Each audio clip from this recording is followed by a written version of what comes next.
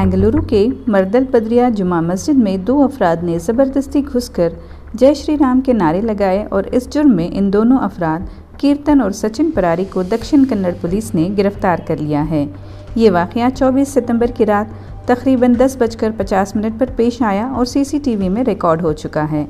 मस्जिद के इमाम को देखकर दोनों ने ही फरार होने की कोशिश की। हुक्काम फ़िलहाल एक और मुश्तबा शख्स की तलाश कर रहे हैं। आईपीसी के तहत एफआईआर दर्ज कर ली गई है।